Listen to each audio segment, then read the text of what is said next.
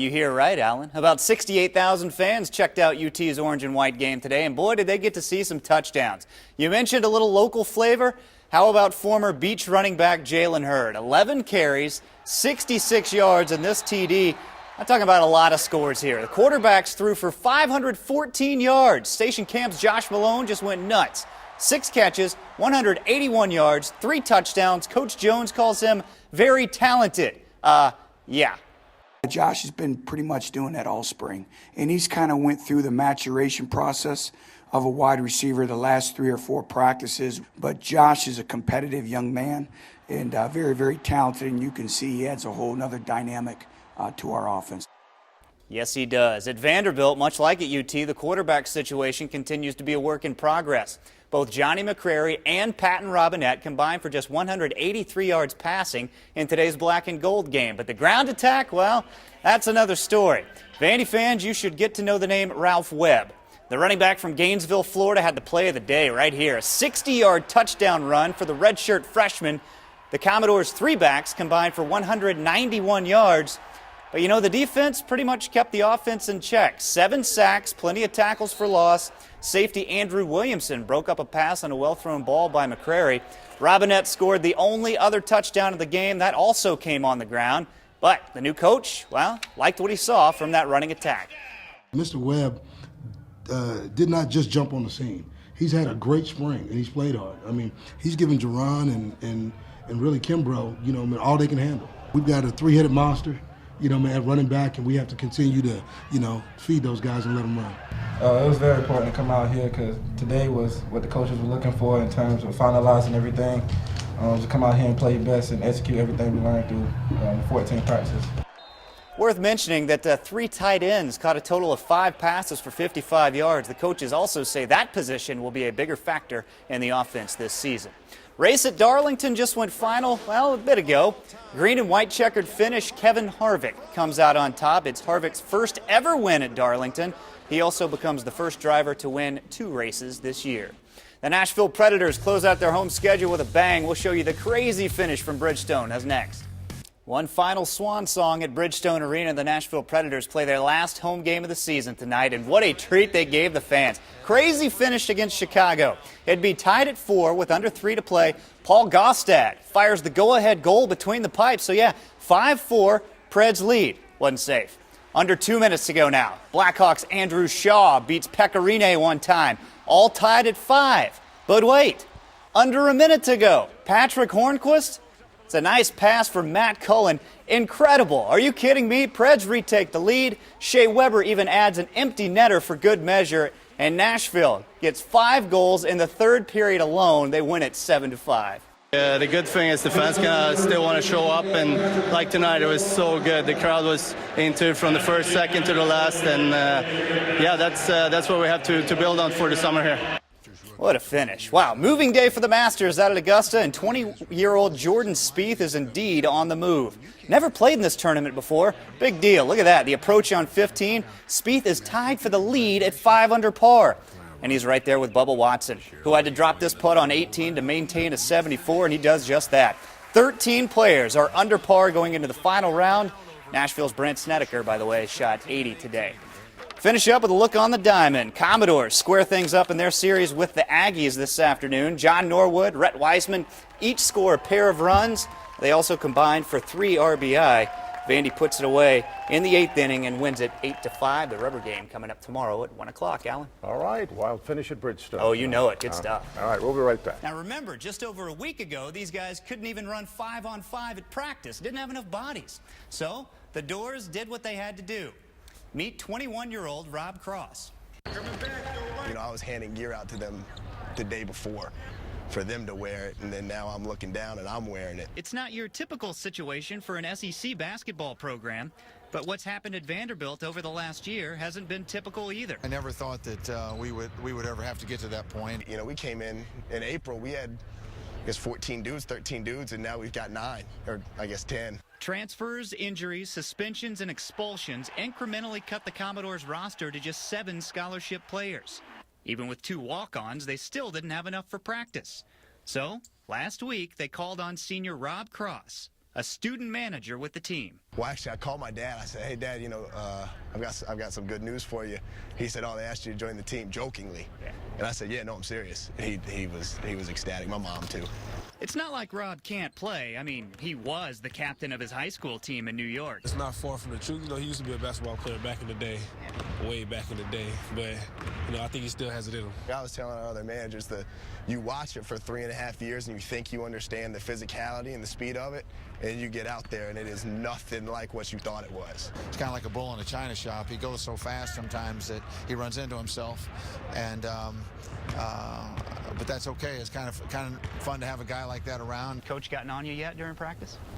He did. I had I came off a ball screen, and then I looked to pass it, then a lane opened up, so I was like, oh, I got to shoot it, and then I traveled. I just kind of stopped playing, and it was just kind of one of those manager moments. He's like, oh, you know, we don't need that, and he's right. I got to be better with that. It's not likely he will ever get into an actual game, but at least for half a season, Rob Cross can say he lived every student manager's dream. Like Coach always says, it's not, you know, what happens to you, it's how you react to what happens to you. It'll always be something I remember. It's always something that I dreamed about doing, and like I said, didn't think would happen, and then it did. A good kid. Now, to be sure, Cross says if he ever does get into a game, he's letting that sucker fly as soon as he gets his hand on it. And that would be amazing. Because you want to talk about how to make an entrance into a game. This is how you do it. It's the Pearl Cone Marching Band. Very impressive, all in unison. Look at the guys, got their steps down, fantastic. Those folks play the entire game in the stands. Want to recognize the work that they put in. Now for the game, the battle for Metro supremacy. 6-1 Pearl Cone brings in 7-0 East Nashville. What a battle it was. First quarter, we're going to the ground. Quarterback Eric Knight for the Firebirds, 35 yards right up the gut, finds his way to pay dirt. 7-0 Pearl Cone on top, and yeah, they dancing in the stands, baby, all night. Second quarter now, it's more PC. Running back is Keyshawn Vaughn, and he is their guy. Had 20 touchdowns through 7 games, make it 21 right there in 8 games. A little finish line stretch, huh? 14-0, they're still dancing. Pearl Cone just jumping on East Nashville. Oh, but the Eagles coming back. Isaiah Olich, that's a touchdown. 14-6 after a blocked PAT, and then the Eagles are marching again. Their quarterback is Isaiah Upton. Look at the scramble. Points his guy downfield. That's Malik City. City converts on first down. And then from there, Upton swings it out to Lennox McAfee. McAfee finds the sidelines and then finds the end zone. So it's 14-12 at this point. East Nashville back in it. But on the ensuing Pearl Cone possession, who are they giving it to? How about 1-4? Good Lord. All night long. That made it 21-12 at the half. Pearl Cone scored 28 in the third quarter alone and blows them out.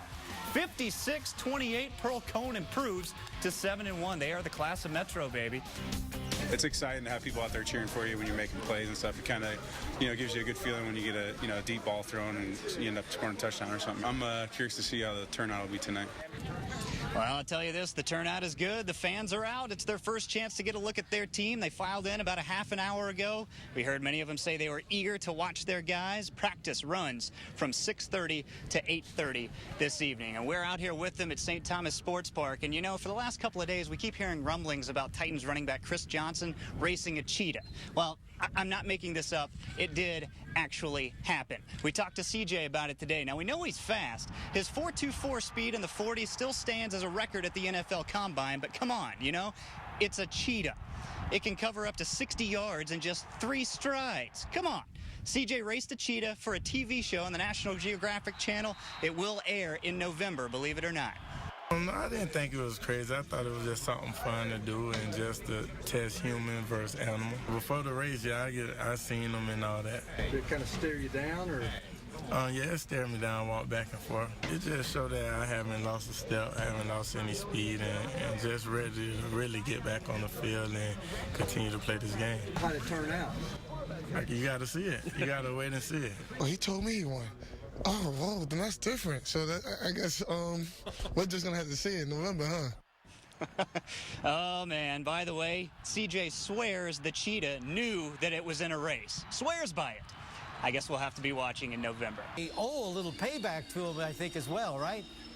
Yeah, you're right about that, Rudy. The Coyotes took it to the Preds a couple of weeks ago out in Phoenix. In fact, Pecorine gave up a season-high 4 goals in that game. And you know, Phoenix has taken 5 of the last 6 games from Nashville. And Barry Trotz admitted that in the past, his guys may have thought they just could have outscored Phoenix. Maybe that led to some breakdowns on the defensive end. Well, no delusions of that now, trying to outscore anyone these days. Nashville's sporting the fewest goals per game in the league. Means they got to clamp down on the other end of the ice here at home tonight.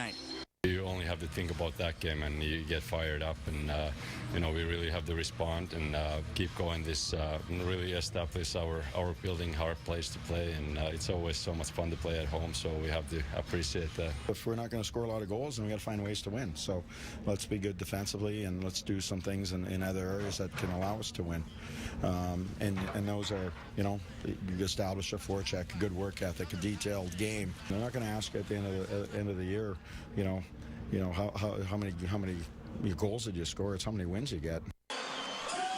Yeah, he's right about that. Right now, the Preds have 6 wins. Looking for number 7 tonight as we're getting closer to game time and the lights going out. Don't forget to watch Channel 4 News at 10 this evening for your chance to win premier tickets to the Predators' home game against the Canucks 1 week from tomorrow. Sometime during the newscast, you'll see the cue to call. The 4th caller wins. We were out at Spring Fling this week watching teams and athletes take home high school state championships, but we also met a man who considers it a gift that he was even able to be there. An umpire with a story of hope. And the last time I was on this field was about 10 years ago. Since he was 14 years old, Brad McTeague loved to umpire. Says getting to call the softball state championships for just the 2nd time is a dream come true. But what makes this opportunity so important to Brad is that he's simply physically able to be out there. Yeah, go ahead. January 22nd, doctors at Vanderbilt told me that I had 2 good months before my kidneys would just shut down completely and I wouldn't feel like even getting out of bed. Brad is living with polycystic kidney disease, a genetic condition that leads to kidney failure, forcing its host to require either dialysis or a transplant.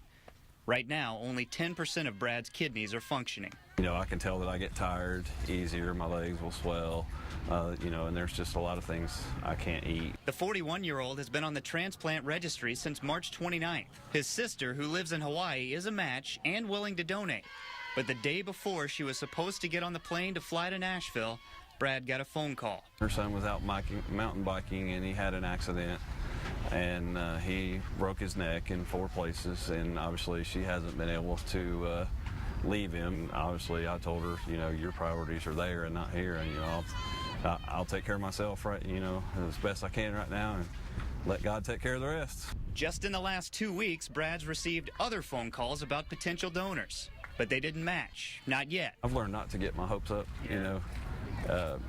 Working the softball tournaments this week. This is one of the things I've dreamt of doing since I was 14 years old, and maybe this is, you know, just God's way of saying, you know, I've known all along this is when you were going to do this, despite all your other stuff. I teach math. I'm pretty sure I can. It is 2 hours of not thinking about, you know, my health or how my health is going to affect anybody else. Time the Shelbyville Central algebra teacher can spend doing what he loves. Just don't fall down, because that right there is really slick. The nurses just, you know, they've used the words medical marvel at one time. You know, they don't even know how I'm walking. But this past week, Brad stood on the diamond, just like he's done for the past 27 years. An umpire calling a game while exceeding doctors' expectations. It's 4 months later, and God's been good, and I'm still here.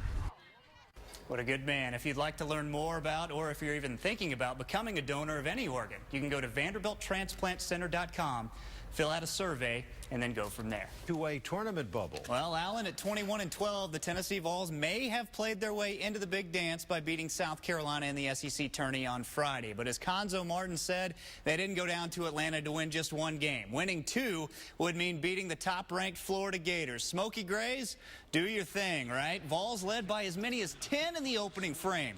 Jarnell Stokes scored 13 points. But in the second half, you knew the Gators were going to make a run.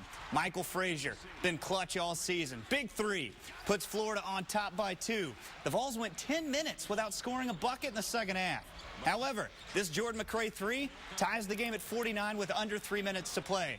But those Gators, Florida answers right back on the other end with Patrick Young, and, well, that was it. Florida wins it 56-49, and the Vols, well, they must wait for their dance invitation.